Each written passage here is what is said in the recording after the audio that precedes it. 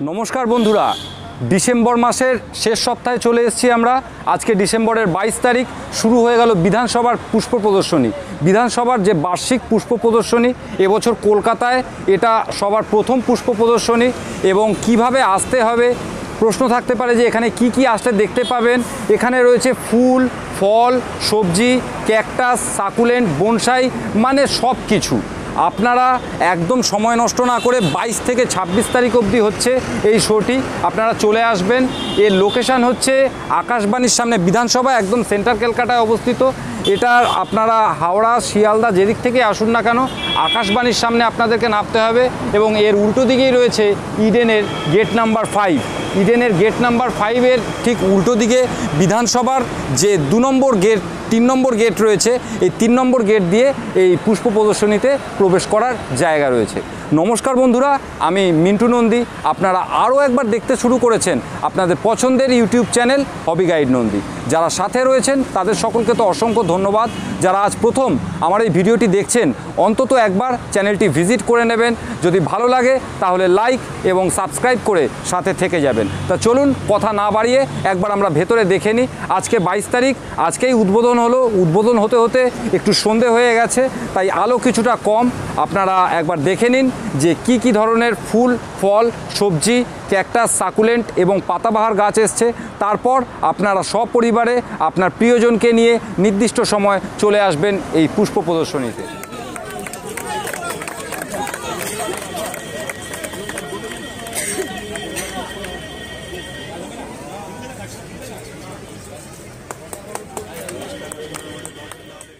বন্ধুরা, শীতের ফুলের মধ্যে আমার সবথেকে প্রিয় হলো ডালিয়া।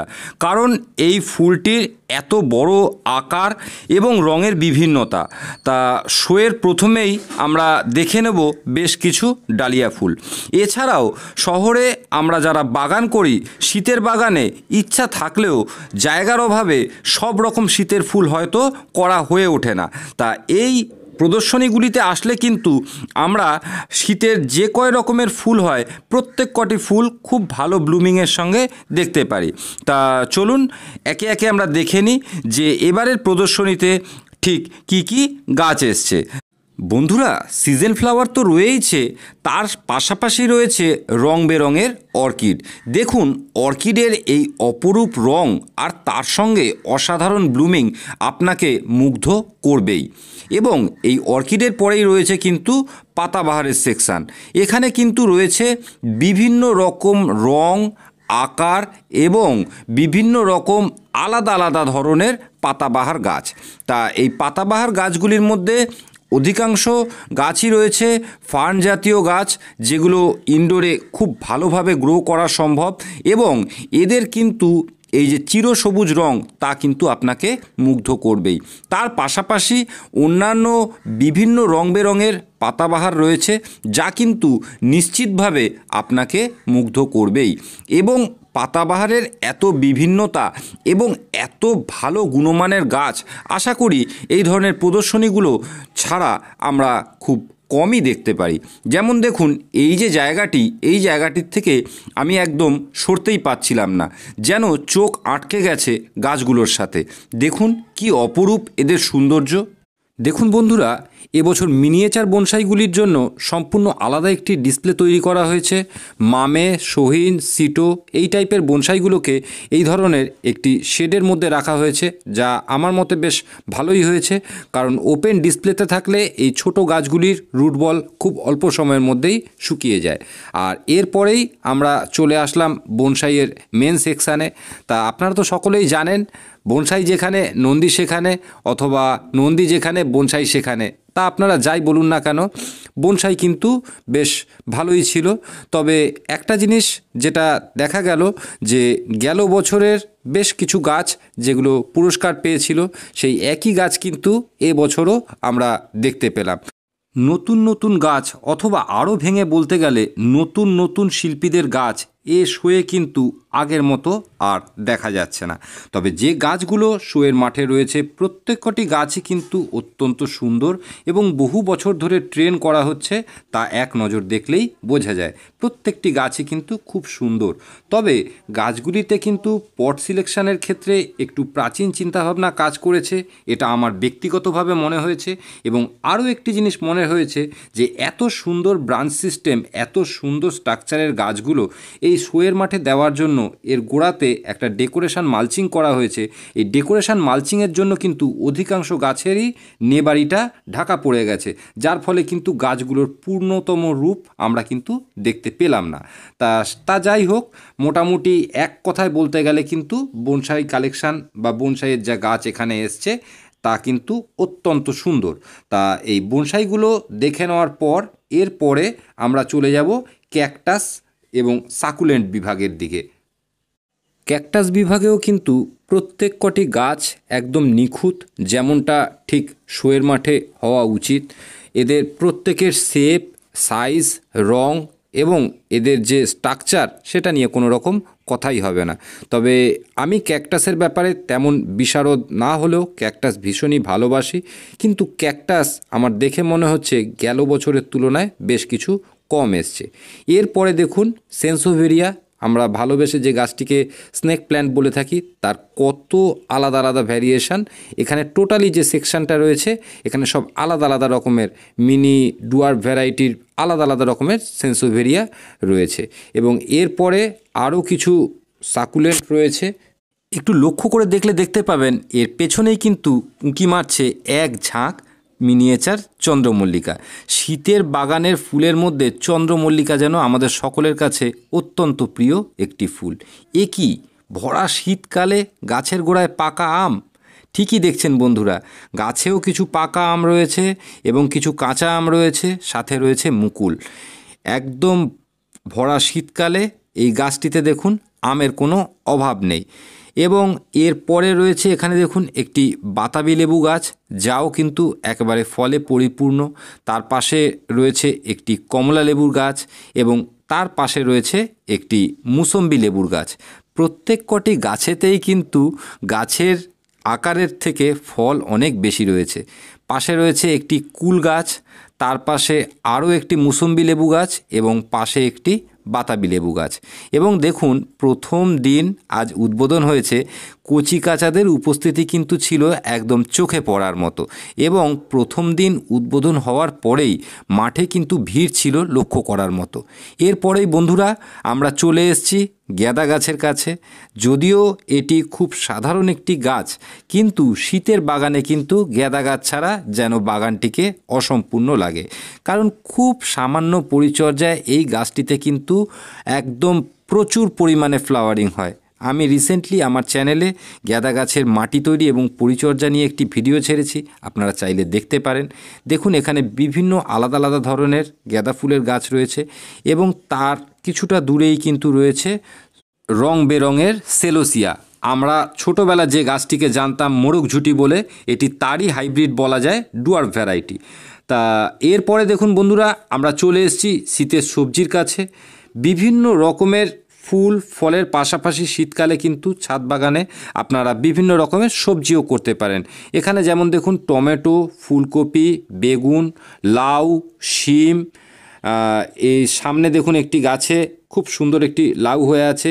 এর পাশে দেখুন এই যে টবের মধ্যে মাচা করে তার মধ্যে করলা হয়ে রয়েছে।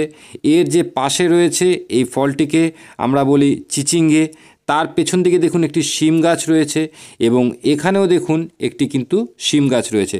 মাঝখানে আপনারা দেখতে পাচ্ছেন কিনা জানি না, একটি কুমড়ো রয়েছে বেশ বড় সাইজের। এখানে দেখুন করলাগুলো এতটা পরিপক্ক হয়ে গেছে যে ফেটে বীজ বেরিয়ে গেছে।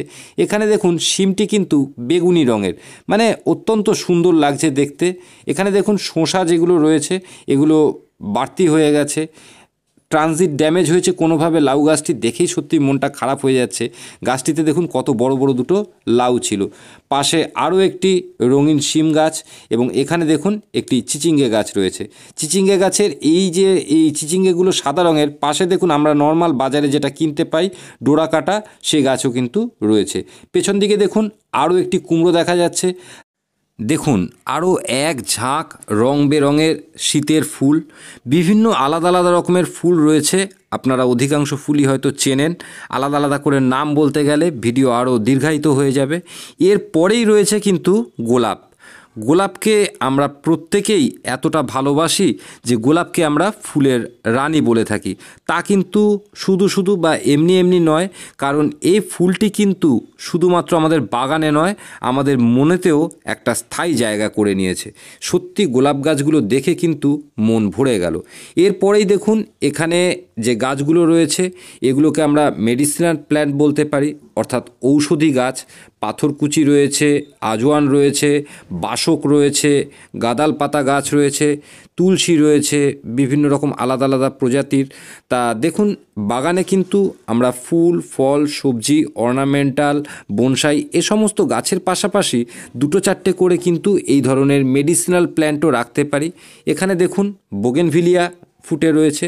সত্যি প্রত্যেক কটি গাছ কিন্তু পাতা দেখা যাচ্ছে না, এত ফুল হয়ে আছে। এবং বোগেনভিলিয়ার পাশে এখানে দেখুন বেশ খুব সুন্দর কয়েকটা জারবেরা এবং জবা ফুলের গাছ রয়েছে। সত্যি কথা বোগেনভিলিয়া গাছগুলো একদম চোখ ফেরানো যাচ্ছে না। এবং দেখুন এরপরে এখানে রয়েছে কোটন। একটা সময় আমাদের ছোটোবেলা পাতাবাহার বলতে আমরা কেবলমাত্র এই গাছটিকেই বুঝতাম এবং এর বিভিন্ন রং ছিল আমার ছাদেতে। সত্যি আজও এই গাছটি দেখলে কিন্তু আমরা নস্টালজিক হয়ে যাই। তা দেখুন এরপরেই শুরু হচ্ছে চন্দ্রমল্লিকা। এখানে চন্দ্রমল্লিকার একটি অ্যারেঞ্জমেন্ট করেছে মিনিয়েচারের, আমি সত্যি দেখে মুগ্ধ, এত অপূর্ব লাগছে। এ যেন একটি কোলাজ, একটা স্বপ্নের একটা মেঘ, যার মধ্যে ছড়িয়ে ছিটিয়ে রয়েছে আমাদের জীবনের বিভিন্ন রকম রং। সত্যি খুব ভালো লাগলো এই অ্যারেঞ্জমেন্টটা। এরপর আস্তে আস্তে আমরা চন্দ্রমল্লিকার বাকি যে ডেকোরেশন সেগুলো দেখে নেব। তবে অন্যান্য বছরের তুলনায় এবছর আমি কিন্তু বেশ কিছুটা হতাশ, কারণ গাছের সংখ্যা চন্দ্রমল্লিকার সেকশানে যথেষ্টই কম। এখানটায় দেখুন কতটা ফাঁকা ফাঁকা রয়েছে, অথচ অন্যান্য বার কিন্তু এখানে গাছ রাখার জায়গা থাকে না। তা যাই হোক, যে কটা গাছ এসছে প্রত্যেক কটি গাছই কিন্তু খুব সুন্দর। এরপরে দেখুন এখানে আরও কিছু 3 পট অ্যারেঞ্জমেন্ট রয়েছে, দেখে বেশ ভালোই লাগছে। 3টে করে পট একসঙ্গে করে কম্বিনেশন করে সাজানো। এবং এখানে দেখুন আরও একটি গ্রুপ রয়েছে। সত্যি প্রত্যেক কটি ফুলের রং এবং এদের যে অ্যারেঞ্জমেন্ট সেটা নিয়ে আলাদা করে বলার কিছু নেই, একদম শোয়ের মাঠের যোগ্য গাছ বলা যায়। প্রত্যেক কটি গাছই কিন্তু অনবদ্য। তা কিন্তু অন্যান্য বছরের তুলনায় কিন্তু চন্দ্রমল্লিকার সংখ্যা বেশ কিছুটা কম, এটা আমার ব্যক্তিগতভাবে মনে হচ্ছে। তা দেখুন আরও কিছু চন্দ্রমল্লিকা এখানে রয়েছে। বন্ধুরা, কলকাতার সবথেকে পুরনো পুষ্প প্রদর্শনীগুলির মধ্যে অন্যতম হলো এই বিধানসভার পুষ্প প্রদর্শনী। এবং আরও একটি বড় পুষ্প প্রদর্শনী আগে আমাদের কলকাতায় হতো আলিপুর এগ্রি হর্টিকালচারাল সোসাইটিতে, যা কিন্তু করোনা পরবর্তী সময় থেকে বন্ধ রয়েছে। তা কারণ যাই হোক না কেন, এই ফুল গাছ কম আসার জন্য আমরা চাই সে কারণ যাতে মিটে গিয়ে আবার আগামী দিনে এই শোগুলো তাদের পুরনো জায়গায় ফিরে আসে। কারণ আমরা যারা বাগান করি ছাদে অথবা বাড়ির সামনে অথবা যে কোনো জায়গায়, আমরা কিন্তু এই ধরনের যে মরশুমি ফুলের প্রদর্শনীগুলোর জন্য কিন্তু সারা বছর অপেক্ষা করে থাকি। দেখুন এখানে 3 পট অ্যারেঞ্জমেন্টে আরও কিছু ডালিয়া ছিল এবং এখানেও কিন্তু বেশ কিছু চন্দ্রমল্লিকা রয়েছে। প্রত্যেক কটি ফুলের কিন্তু সাইজ, শেপ এবং রং তা নিয়ে কিন্তু কোনো রকম কথাই হবে না। দেখুন এখানে মাঝখানে একটি মূর্তি রয়েছে এবং তার চারপাশে ডেকোরেশন করা হয়েছে গাছগুলিকে, যা কিন্তু সত্যি দেখতে বেশ কিছুটা ভালো লাগছে। এবং এরপরে রয়েছে আমাদের চন্দ্রমল্লিকার জায়েন্ট সেকশান। এবং জায়েন্ট সেকশানেই কিন্তু আপনারা দেখুন, আমি যেটা বলছিলাম এতক্ষণ আমার মনে হচ্ছে এখানে কিন্তু ছবিটা একদম পরিষ্কার। মাঠ দেখুন একদম ফাঁকা ফাঁকা এবং গাছের সংখ্যা কিন্তু যথেষ্টই কম। দেখুন এখানে স্পাইডার রয়েছে কিছু, এবার স্নোবল রয়েছে প্রচুর। চন্দ্রমল্লিকার জায়েন্ট কিন্তু একটা অন্যরকম ভালো লাগার ফুল। যারা চন্দ্রমল্লিকা করেন না তারাও কিন্তু এই চন্দ্রমল্লিকার জায়েন্ট ভীষণই ভালো লাগে, কারণ এটি একটি ভালো লাগার মতোই ফুল এবং একটি মনে রাখার মতোই ফুল। চন্দ্রমল্লিকা জাইন্টের সংখ্যা কিন্তু একেবারেই কম এবছর, সত্যি মানে দেখে খুব খারাপ লাগছে। আমি জানি না এর কারণ কি, কর্তৃপক্ষের এতে কোনো নজরদারির প্রয়োজন আছে কি না, থাকলে অবশ্যই তারা দেখবেন যে এই যে শোগুলো কিন্তু কলকাতার একদম ঐতিহ্যবাহী শো। এই শোগুলো যদি এভাবে আস্তে আস্তে ছোট হতে হতে বন্ধ হয়ে যাওয়ার জায়গায় চলে আসে, সত্যি বাগানি বন্ধুদের কাছে এ কিন্তু খুব খারাপ লাগার একটি জায়গা। দেখতে দেখতে আমরা কিন্তু পিটুনিয়ার কাছে চলে এসেছি। এখানে দেখুন পিটুনিয়ার একটি ডবল ভ্যারাইটির ফুল রয়েছে আর সব নর্মাল সিঙ্গেল ফুল রয়েছে, খুব সুন্দর অ্যারেঞ্জমেন্টে সাজানো রয়েছে। যেমনটা বললাম জাস্ট কিছুক্ষণ আগে উদ্বোধন হয়েছে, কিন্তু দেখুন মাঠে কিন্তু লোকজনের সংখ্যা প্রচুর। এটি হচ্ছে কিন্তু এবারের শোয়ের একদম সেন্টার পিস, একটি আর্টিফিশিয়াল মা এবং তার সন্তানের মূর্তি তৈরি করা হয়েছে এবং তার সামনে ডেকোরেশন করা হয়েছে। সত্যিই খুব মানে মনোমুগ্ধকর একটা পরিবেশ তৈরি করেছে এই একটি পিস। এবং কিছুক্ষণ আগে দেখুন শোটি উদ্বোধন হলো এবং মাঠেতে কিন্তু কচি কাঁচা এবং লোকজনের ভিড়ের কোনো অভাব নেই। গোলাপের সেকশানটায় তখন ভিড় ছিল, তাই সম্পূর্ণ ভিডিও করতে পারিনি। গোলাপের সেকশানটায় আমি আরও একবার চলে এসেছি, সেই জন্য দেখুন প্রচুর ফুল এবং অত্যন্ত সুন্দর, মানে প্রত্যেক কটি গাছে ফুলের সংখ্যাও যথেষ্ট রয়েছে, ফুলের আকার, ফুলের পেটাল প্রত্যেক কটি কিন্তু একদম মানে শো লেভেলের ফুল রয়েছে। তা আপনারাও কিন্তু এই 23 তারিখ থেকে 22 তারিখ তো আজকে কমপ্লিট হয়েই গেল, 23 তারিখ থেকে 26 তারিখের মধ্যে যে কোনো সময় পরিবার পরিজনকে নিয়ে এরকম সুন্দর একটি জায়গায় বেরিয়ে যেতে পারেন। কারণ এই যে এখানে কাটানো 1 বা 1.5 ঘন্টা, তা কিন্তু সত্যি যারা বাগানি, যারা গাছ ভালোবাসেন, যারা ফুল ভালোবাসেন, তাদের কাছে কিন্তু একটি অন্যরকম পরিবেশ এই প্রদর্শনী প্রাঙ্গণ। চারিদিকে প্রচুর ফুল, বাচ্চারা ছুটোছুটি করে খেলে বেড়াচ্ছে, এ যেন এক স্বপ্নের দেশ। তাই বন্ধুরা এই ডিসেম্বরের শেষ সপ্তাহে সকলেই একটা ছুটির আমেজে থাকে, সময় পেলে অবশ্যই কিন্তু আপনারা এই প্রদর্শনী ঘুরে যেতে পারেন। দেখুন এখানে আরও বেশ কিছু শীতের সবজি রয়েছে, বেগুন রয়েছে, জুকিনি রয়েছে।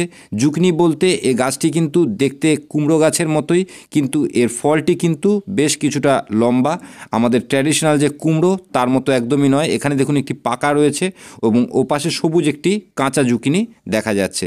এখানে দেখুন রেড লেটুস রয়েছে, ক্যাবেজ রয়েছে অর্থাৎ বাঁধাকপি, ব্রোকলি আছে। এবার পেছন দিকে দেখুন ওই শিমগুলো আমি ওদিক থেকে দেখিয়েছিলাম। এখানে দেখুন লঙ্কা গাছটিতে কী পরিমাণে লঙ্কা ধরে রয়েছে।